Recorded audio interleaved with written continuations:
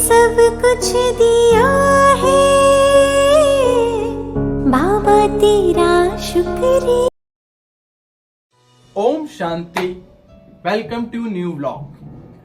18 जनवरी जनवरी मास चल रहा है। ब्रह्मा कुमारी में जनवरी मास का बहुत इंपॉर्टेंस डे माना गया है। और जिस विभूति, जिन महान, जिन कृपालु आत्मा की बात चल रही है, उनका नाम है प्रजापिता ब्रह्मा। प्रजापिता ब्रह्मा वो शख्स हैं जिसके तन में स्वयं निराकार परमात्मा शिव का इस संसार में अवतरण होता है। और वो प्रजापिता ब्रह्मा के हम 2 कदमों को जानेंगे। सबसे पहला कदम माना जो उन्होंने किया। कदमों को स्टेप बाय स्टेप किया जाता है। पहला कदम है ब्रह्मा बाबा सदाई उदार चित्त रहे। अब यहाँ पे बात करते हैं उदार चित्तता क्या है, उदार चित्त की परिभाषा क्या, what is meaning of the उदार चित्त। आप देखो, उदार चित्त माना, उदार माना देने वाला, चित्त माना एक होता है मन, एक होता है सब कॉन्शियस माइंड, एक कॉन्शियस माइंड, एक सब कॉन्शियस माइंड। चित्त को कहा जाता है अनकॉन्शियस माइंड, जिसके अंदर असीम शक्तियों का पारंपार है। ब्रह्मा बाबा ने अंदर की भावनाओं से दिया। एक होता है ऊपरी मन से देना, एक होता है इंटरनली बाबा चला गया कि सब कुछ देना है। इसलिए बाबा ने आज मुरली में कहा, जो भी आपके पास संगम युग पर विशेषताएं हैं उन्हें यूज करो, सेवाओं के क्षेत्र में यूज करो, क्योंकि विशेषताएं एक बीज है और धरनी एक सेवा है। और इस बीज को धरनी अर्थात सेवाओं में बीज को बो, इससे फल निकलेंगे और अनेक आत्माओं को प्राप्त होंगे। ब्रह्मा बाबा सदा ही दूसरों के हित के लिए सोचते थे। अब यहाँ सोचने की भी 2 भाषा है। उदार चित्त माने जिसके अंदर की भावना निस्वार्थ हो, माने नो एक्सपेक्टेशंस, किसी भी प्रकार की कोई कामना नहीं थी बाबा को। बाबा सदा देने की भावना रखते थे।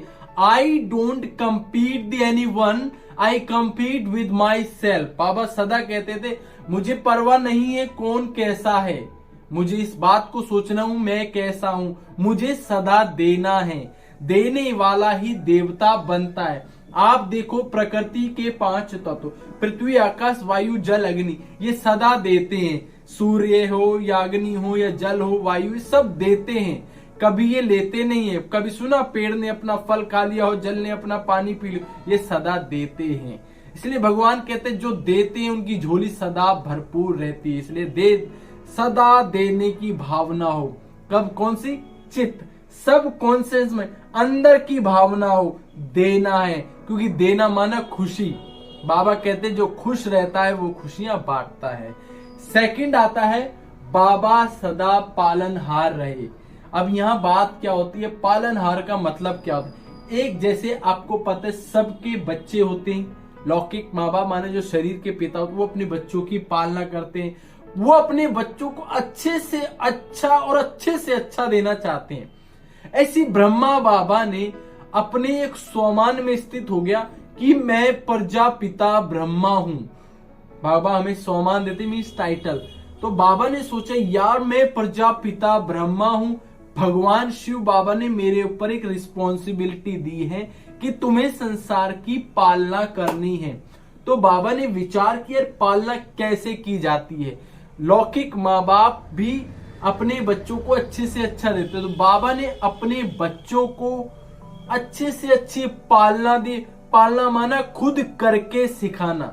पालना मतलब ये नहीं होता कि तुम उन्हें साधन ही देते चले जाओ, संस्कार के नाम पर जीरो रहो और देखिए साधन देते जाओ।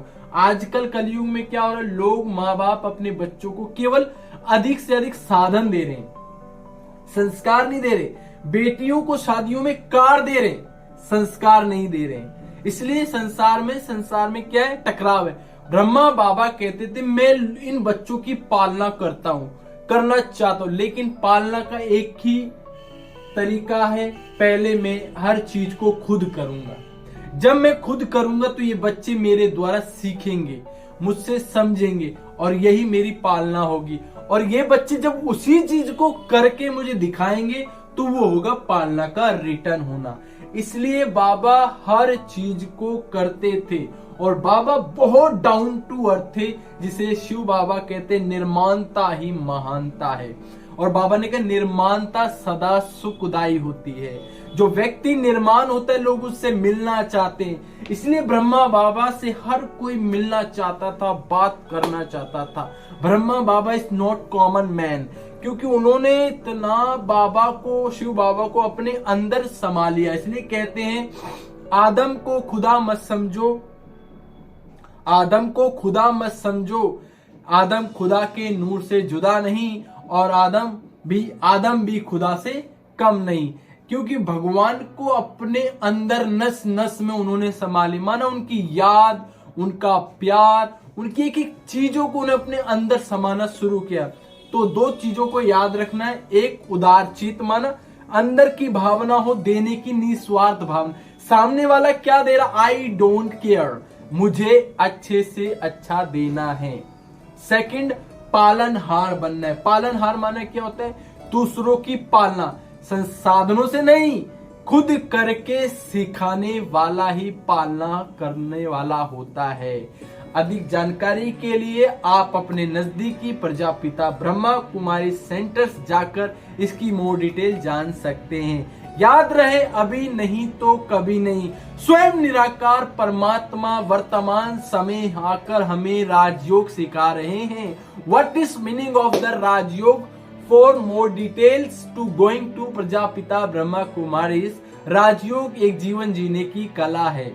अब राजयोग एक जीवन जीने की कला है तो वो क्या है, उसकी जानकारी के लिए आप near by Prajapita Brahma Kumari centre जाएं। इसलिए गीत भी है, राजयोगी बन के सीखो फूलों जैसा मुस्कुराना। Thank you for watching. ओम शांति ऑल ऑफ यू।